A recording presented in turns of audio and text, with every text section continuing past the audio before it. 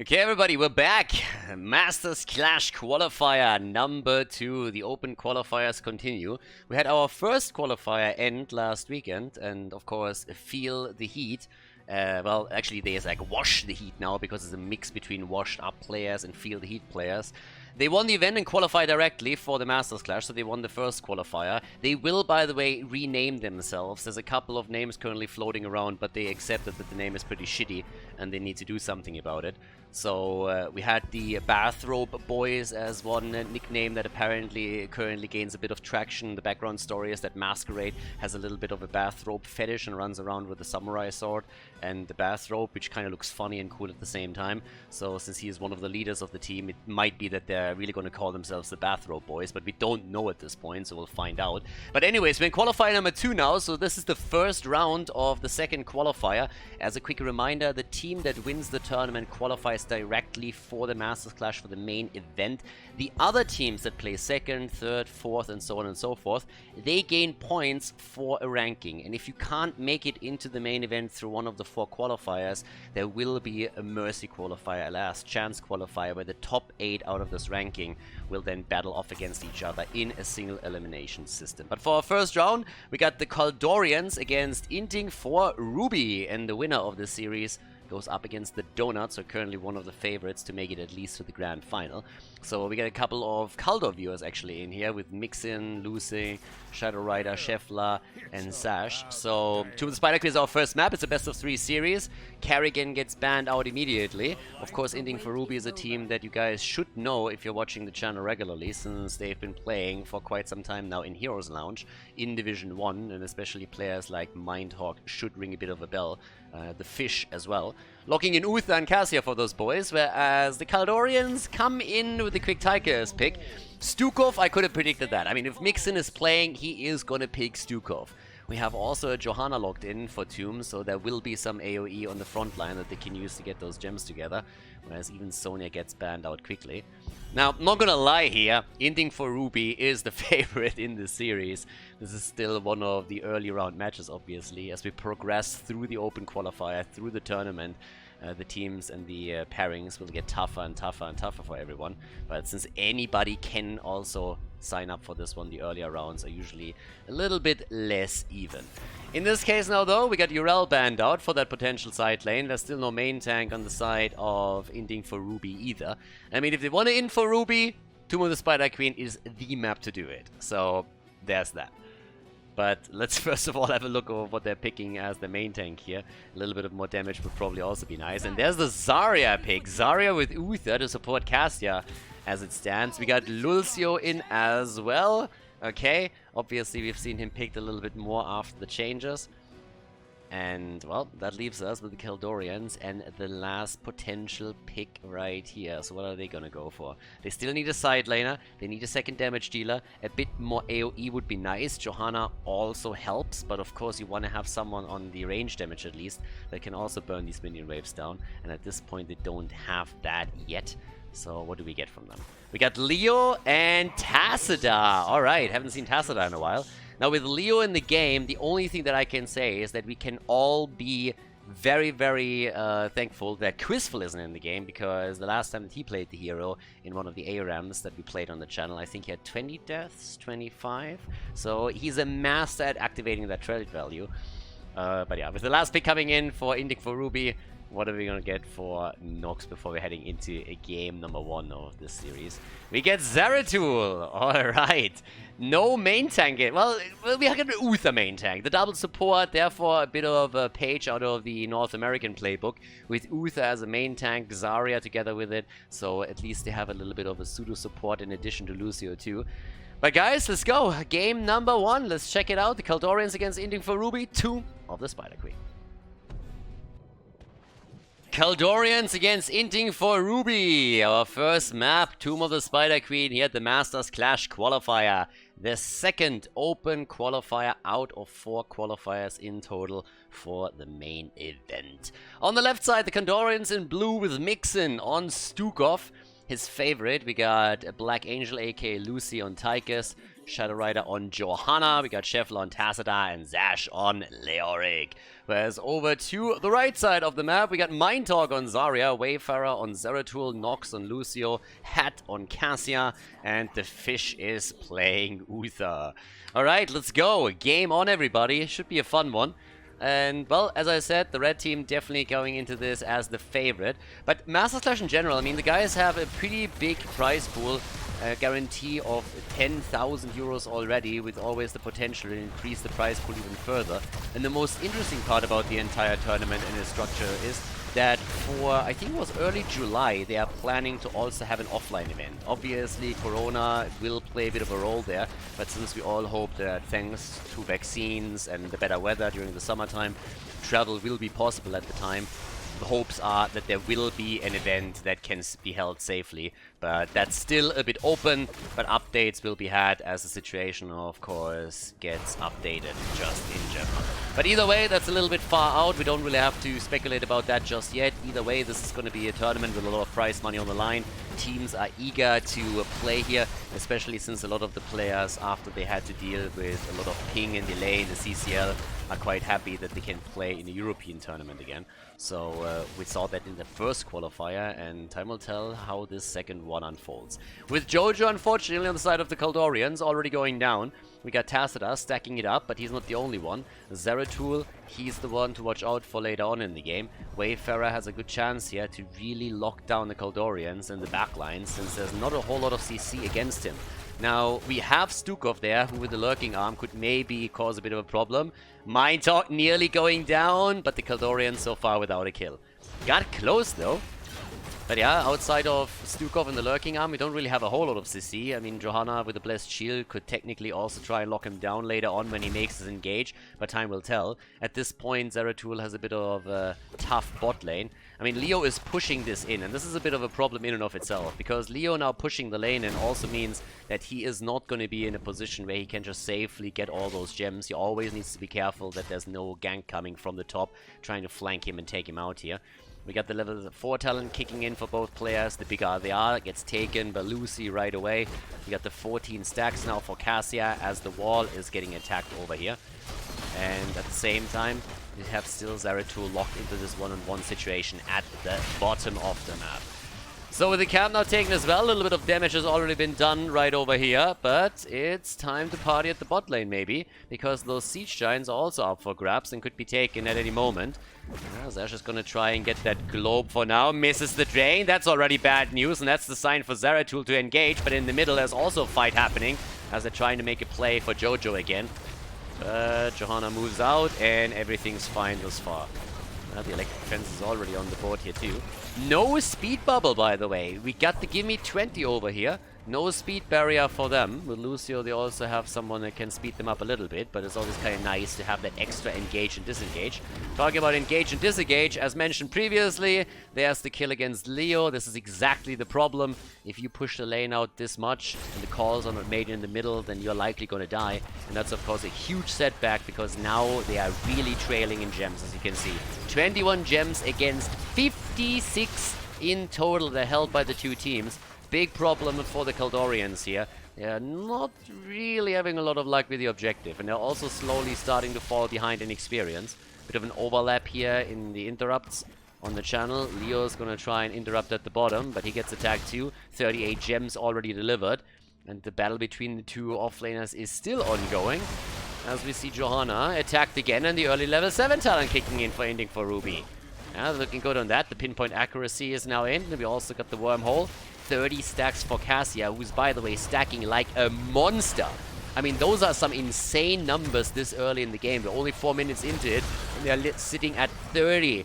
Lucio going deep! 4 hit points on Tigers in that one moment, but he makes it out. Nicely done, but Lucio nearly got him.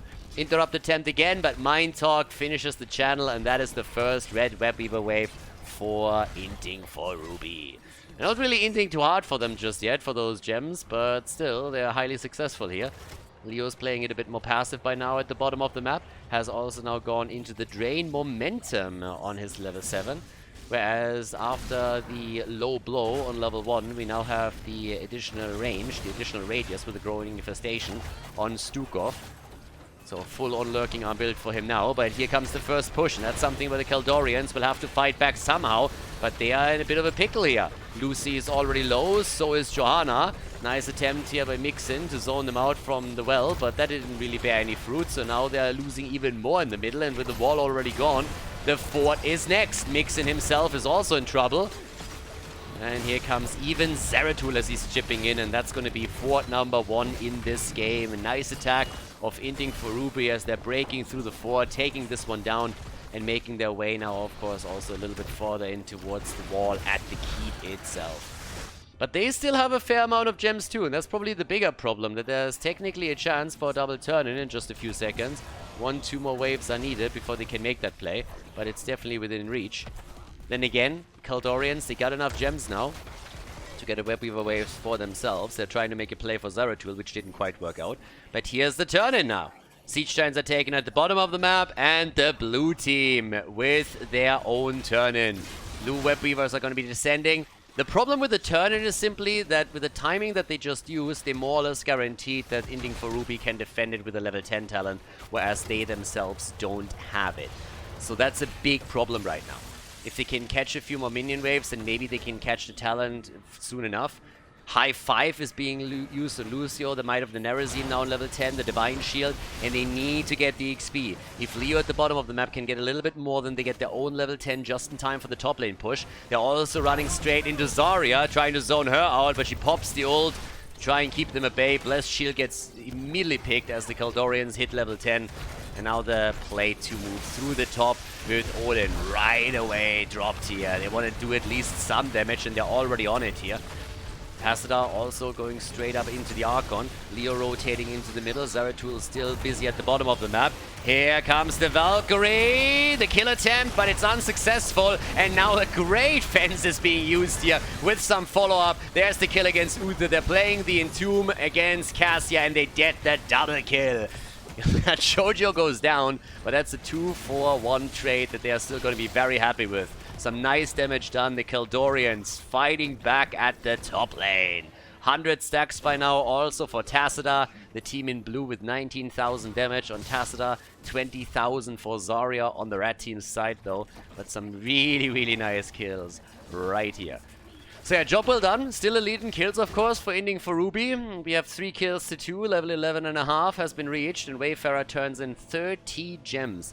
And that is honestly a little bit of an oversight by the Khaldorians, that with the map control that they had, they all went towards the camp instead of having 1 or 2 players that would at least guard against Zeratul and the turn-in. That's 30 gems that he was able to turn in for free, and he pushed the bot lane out too. Now they're trying to take control again, but the red team has turned in even more gems. And now we're sitting 6 gems away from another turn-in for the red team, which they're obviously trying to get now.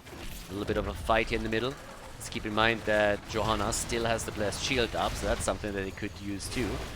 And at the bottom of the map, our Zeratul versus Leo 1 versus 1 continues. Now for everybody that feels like this is a bit of a weird pick, keep in mind this guy also got changed with the last patch. Another fence is down, the Zarya ult to close them off even further. Here comes the pull, and that's a kill against Stukov. A nice Entomb, but I don't think they can follow up with the damage. We got Lucy already dropping Odin again and trying to dish it out, but he is not able to get the kill. Instead, we have Johanna dying. Zash is trying to get all of those gems and is able to walk away with 32 in his hands. The problem is that the Web Weavers are now coming down for the red team again, and they also have a level 13 that comes together with it, so there is an advantage in their hands.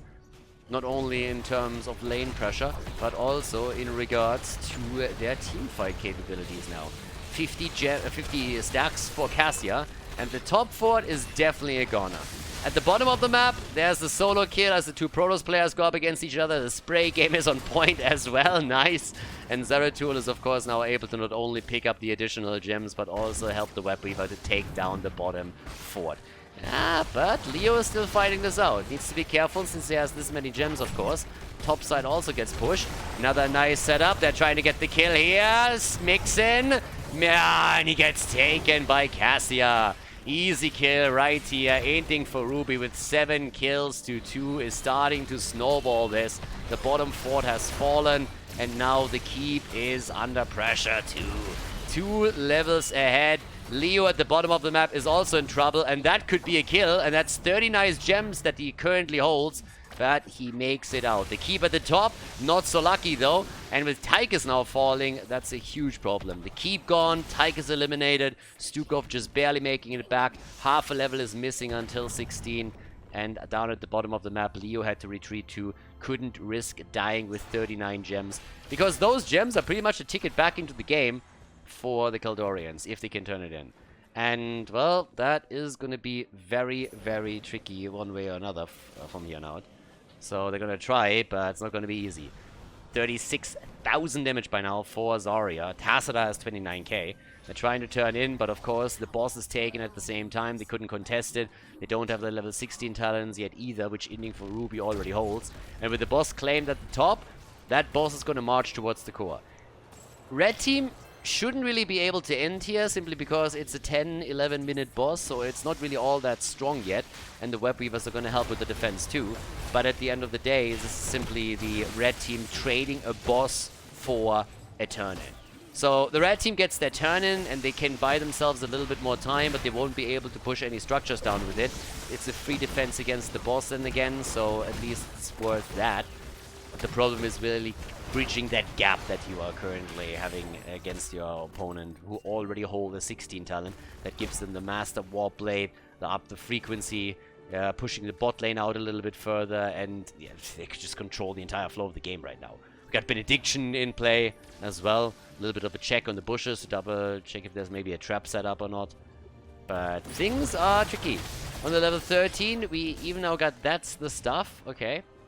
Bit of a different setup than expected here for Tychus. Not going into the near steel coding if he wants to play it a bit more passive. And of course now once the Web Weaver at the top is taken out too, there's still the chance for a turn-in for the red team as well.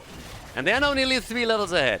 They hold 68 gems, so they can easily turn those in. Zeratul is already at the bottom of the map. He has 34, and if he's being guarded just a little bit, he can turn in. And Fish on his Uther main tank is already sitting at the side here. A camp is about to be taken. The problem is that the red team is ready to invade. The shove is there. Leo, the kill against Stukov. The blue team in trouble. They're trying to make the play for the camp, but they just can't. Already we're seeing a kill against Tychus, and that's 2 down for the blue team. A third one falling as Tacita dies, and with Leo ending to they're losing the few gems that they still held in their hands. It's a 5 versus 1 at this point. And that's of course an easy play for Core that they're trying to execute. The death timers are low, but I don't think it's going to matter here. They're just playing this a bit too dominant. The Division 1 team just too strong right now as they are coming in on game number 1, ending the Core. The Khaldorians going down in flames as Inting for Ruby locks in the first victory in this best of 3 series of the first round of the second qualifier for the Masters Clash. GG and well played. Before we head into game number 2, make sure that you subscribe to the channel if you haven't done it yet, so you don't miss out on any future content here on Khaldor TV.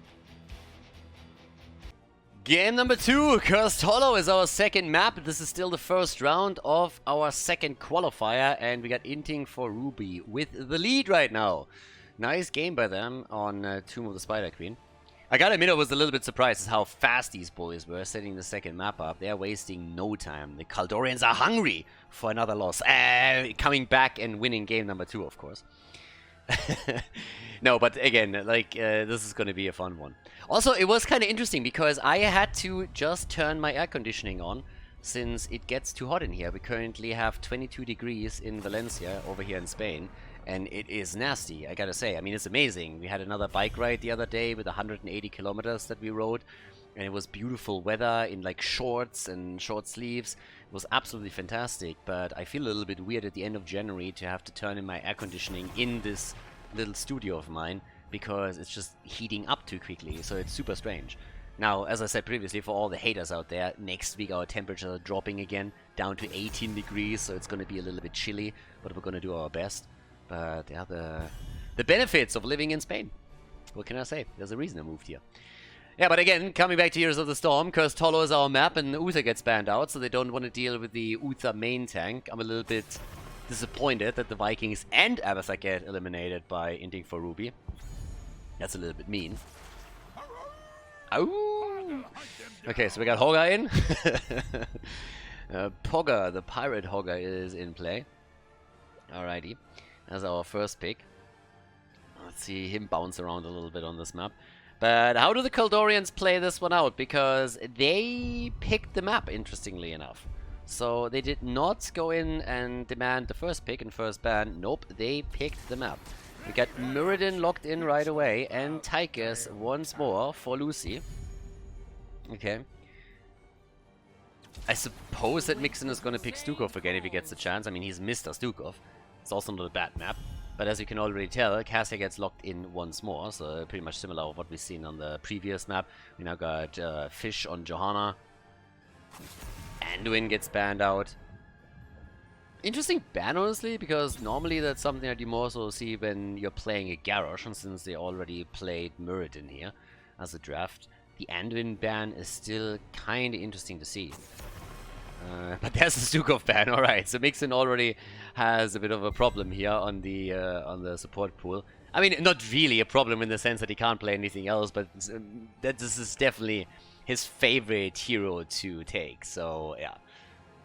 But either way, let's see what we're gonna get for him. They should pick the support now, considering that Inting for Ruby hasn't picked a support yet either, so they need to lock one in too.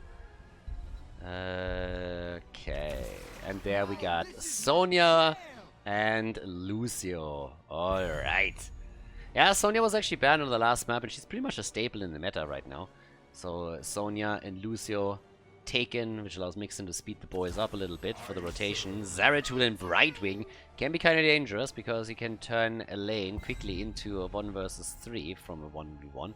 Shefla with the last pick, and well, let's go. We currently have Cursed Hollow as our second map, and the last pick for the Khaldorians.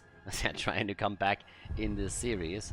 What's it gonna be? A little bit more damage would probably be nice, unless they want to play triple frontline, which obviously is also possible. Don't have a global for them, but with Zeratul on the side, I wouldn't go for the chicken here. But Greymane! Alright. So, let's get things started, everybody. Cursed Hollow is our second map. The Khaldorians against Inting for Ruby as the red team holds the lead in the best of 3 series here at the Masters Clash Qualifier. Cursed Hollow, map number 2, the Khaldorians trying to bring it back here with Mixon on Lucio. We got Lucy on Tychus with his Black Angel account, Shefla on Greymane, Shadow Rider on Muradin, and Sash on Sonya. Slam Bam build. Whereas Mind Talk plays Pogger in game number 2. We got Wayfarer on Zeratul again, Nox on Brightwing this time. Hat is playing Cassia, and Fish on the main tank, playing Johanna. Alright, let's get this show on the road. Wayfarer gets the Zeratul play for the second time in a row. Hogger immediately on the way up to the top, and there we go. Choo-choo! Is this Bad Benny or what's happening here? Oh, train conductor. So simple stack build again for Cassia, nothing has really changed here. I'm not quite sure what exactly the reason was for the map pick. I mean, honestly, with a different team, I would have said that maybe they have a secret strategy prepared. But obviously, as I said before, the Khaldorians is a mix of viewers from my channel, of regulars, of subscribers, Patreons. And so they just formed before the event to have a little bit of fun here. They played the first qualifier already, and now they're playing the second one. And as I'm not being tired of mentioning, you guys can all participate in the Masters Clash qualifiers. There's 4 open qualifiers that everybody can participate in, even if it's just for fun, trying to face off against some of the top players, maybe even former HGC players. And it's kind of cool. It's experiencing, you know, this entire setup a bit. There's oftentimes people that come onto my YouTube channel in particular, and they're asking like, hey, how can I make a name for myself? How is it possible for me to play in any of these games? And honestly, if you just pay a little bit of attention on what's happening, follow me and others on Twitter, check out the Hero subreddit and whatnot, then you'll know about all of those events and can then participate with the team if you have it in those matches. Open qualifiers are there for a reason. There's obviously always the chance to jump into the Amateur League and play a little bit of Heroes Lounge and make a name for yourself there. But at this point, it's all about the open qualifiers for this tournament or league format that we have with the Masters Clash and the offline final that they are aiming for. So, Quick attack in the middle. The camp has already been taken earlier. Hogger is moving in for the Siege Giants, whereas the rest of the team is already pushing through the middle. Now Siege Giants have also been taken and moved through the top. Timing on both sides is pretty solid since the first tribute starts top side. It's going to be announced in roughly 30 seconds. And here comes the attack now through the middle, which so far is actually kind of successful. There's not a lot of heroes here that have great wave clear. So now that we're having Hogger moving in as well and helping out even more, that's not only solid stacks for Cassia, but that's also some serious damage against the structures. Cassia is sitting at 14 stacks, good on her. At the bottom of the map, Zeratul is going up against Sonya. Misses the Singularity Spike and has to move out. But Hogger is now coming in on the Choo-Choo as well. Starting to make his play too. Now Greyman is of course in a nice position where he can now try and make a play for the camps once that they're up again. The blue team is trying to take their own Bruiser camp. So yep, that's what we have from them. And the first tribute is going to spawn topside. But you can already tell that there's a slight advantage in experience for the team in red.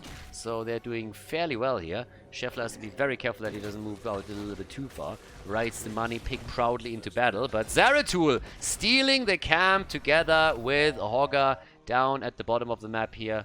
As they are not only getting a kill against Lucio, but also stealing the camp away. So that is already the worst case scenario. Which allows, of course, the channel up here at the top easily for Jojo. Muradin, with the enormous wave clear that he brings to the table, is trying to defend the mid lane. That's not really happening though, as you can tell. And that's not the only lane that gets pressured, because up at the top it's a 2-for-1 setup now too, which makes things even worse. So yeah, not really too insane. Down at the bottom of the map, with level 7 talents now being ready, they're trying to make a play also for Zash. And it was nearly a kill against Sonya, who barely makes it out. But the situation is already not a good one for the Khaldorians. They're struggling a bit. We got with the build now also Sledgehammer as the level 4 talent for Muradin. The fight up here at the top. Hogger is pogging it out, and they're getting a kill on Greymane. Seems like at least the other two can survive, or can they? Because here's the body blocking against Tychus. He's in trouble. And Zeratul gets the kill. Nice. Yeah, well played. Can't argue with the results here. That's 3 kills to 0. And Inting for Ruby is doing some solid work, with Head coming through for some additional stacks against Sonya. A second tribute is now also up on the map. And that's of course an easy channel for Fish on his Johanna. No problem for them. And they have taken a massive lead right now. And honestly, this is really one of the differences if you're just banding together as a couple of players, and if you're going up against a team that has already played together or has some experience in tournaments like this one and Heroes Lounge and other things. The coordination is just a different one, and it shows here. With half a level left to level 10, it's already a bit of a problem. Cassia is far ahead on the kill count right now, up towards the top. Zash and Wayfarer are going up against each other, so let's see what they can do here. But down at the bottom of the map, Muradin alone on the lane, and apparently hitting minions now as well with the Sledgehammer. I'm not quite sure if you should waste your mana like this. Yeah, Hogger is already getting ready for the next camp that he wants to take. The bosses are of course now up on the map too. And Mixin barely gets out as a Singularity Spike. It's nothing but empty space as Wayfarer was trying to connect it with a support player. But now with level 10 abilities ready, this could be a curse, and this is going to be a tough one to stop, because yes, they're trying to go for the boss, which is the only thing that they can do. They won't be able to avoid the curse, and well, we got level 10 plus the boss coming up, so that's a huge problem. And they're trying to make a play for the boss already. Boss at the bottom of the map is of course going to be taken right now. Yeah, they're going to be careful with Greymane, or that he's going to be taken here too. But they take the boss, here comes the curse, and the boss is taken also on the red team side. So it's going to make for a very, very awkward situation now. The blue team is trying to defend, and they got to defend against the camp in the middle of the map as well. Now top side, the fort is already taking some solid damage, and as you can tell, Inting for Ruby is now splitting out onto the lanes to ensure that they're also soaking all of the experience, or at least as much as they can. But this is not a good look right now for the Khaldorians. They got the level 10 in a few seconds though. Maybe they can then fight back, but at least at this point things are looking pretty rough. They're losing ground at the top, where Greymane gets now chased by Zeratul. Alright, Wayfarer is going to try and jump in again for this one. Scheffler is on the way out. Here in the middle, the fight continues, and they're making a play for Tigers. But thanks to the ult from Mixin, the sound barrier, Tigers makes it out. Mindtalk jumps on the other side of the gate. I don't think he wants to be here, though. And that could be a kill. That will be a kill. Goodbye. Hello? Goodbye, Hogger. But Greyman got eliminated as well. Mirrodin jumping out again. Oh, but Mixin, 6 hit points. He gets away and runs straight into the boss and Zeratul, but Zeratul doesn't realize it quickly enough. Yeah, realizes it now though, and that's not a kill, but it's close. Mixin baiting, masterfully baited here by Mixin. What a beautiful play. Check this out. All of it intentional, of course. Nothing was done by coincidence here. This was all planned out. Zeratul jumps away, and then the quick kill through Tigers. Yeah, the IQ 200 play over here. That was absolutely fantastic. So, yeah, all planned. 2 kills against 4. We got level 13 talents now ready. So the talent advantage that we've been talking about the entire time is still holding on for Inting for Ruby. They nearly took out the top keep, by the way. I mean, this thing barely survived. Now another invade on the camp, but they don't make it in time this time. And Fish is in trouble, gets a shield. Uh-oh, Cassia. Oh, the ult is too late for Mixin. Lucio's sound barrier doesn't hit in time. And that's a kill against Tychus and against Greymane. Both of the damage dealers are already gone. Zeratul was trying to get some extra damage in against Muradin and drop him too. But the dwarf survives. And now they can take a few of those camps, especially the one at the top, claiming their siege giants. There we go. But again, the situation in structures is a tricky one. Bottom fort is about to fall as Zeratul pushes in together with Siege Giants. Sonya alone won't be able to deal with it. And as you can tell at the top, they're trying to take the keep down. 22,000 damage for Cassia is already telling the tale here. She's doubling the damage of the top damage dealer for the blue team. Tychus is sitting at 11,000. And here comes the attack. Lightning Fury connects already, and Hogger finishes the keep off. The bottom fort has fallen too. So now, from a structural perspective, there's only 2 keeps left for the team in blue. And we have more tributes spawning on the map in just a few seconds. Of course, the problem here is that the 13 talent isn't ready yet. They're going to try and claim it, and I guess they're going to make a play for the tribute. At least they should. At some point, they have to face the music here. And, well, what better time than when you're even in talents with your opponent. But Mindtalk is already channeling. Nobody's even close. Stormbolt connects. They go for Cassia. Hat is in trouble, but Brightwing helps out. Lucio is dead. So is Greymane. And they're getting murdered. Easy triple kill for Inting for Ruby. Nicely done. And now the heavy pressure through the bottom of the map as they're trying to take even more. They have Siege Giants. They got a level 16. They're opening the wall up. Odin has been popped by Belusi. But the problem still is that we could see another keep now fall with only 10 seconds left. Then actually falling back here.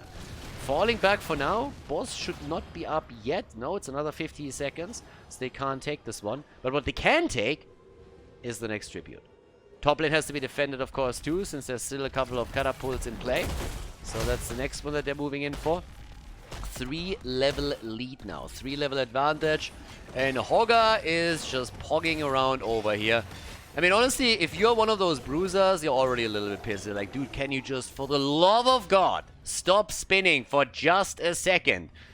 We're not fast enough. They're just sitting there like, wow, left, right, left, right. And this is like, Jesus. You get dizzy just watching him, right? So, easy kill for him on the camp.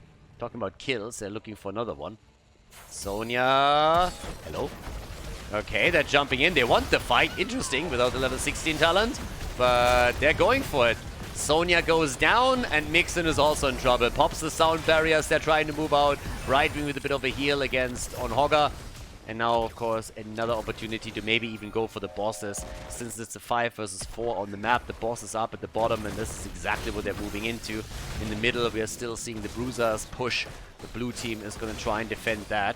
There's still one at the top, and Hogger is just pogging it out over here again. It's like spin to win, baby. Spin to win. That's pretty much the motto of Sonya, but Hogger just came into the game and just said, hey, listen, I'm going to show you how that's done, alright? Because you have no clue. That's not how you spin. What do you mean, whirlwind? You've seen me spin? Look at the Hawkwild, baby. That's how you do it. 10 kills to 2, 3 levels ahead, a boss on the move down, and we got topside, the curse taken. The channel is there, and this is bad news. Curse number 2, 6 tributes in a row have now been claimed. They're making a play for Augur, and he survives. He actually survives. The keep will not. And that could very likely be the end of the game itself, because that boss is barely touched, has barely lost any hit points, and is already on the core. And there's Lucio falling. The quest is completed for Muradin, as they are about to lose game number 2. Inting for Ruby, just a little bit too strong in this first round of the second qualifier for the Masters Clash. Solid performance by the Division 1 team as they take the victory and Cursed Hollow and decide the series in their favor. GG and well played.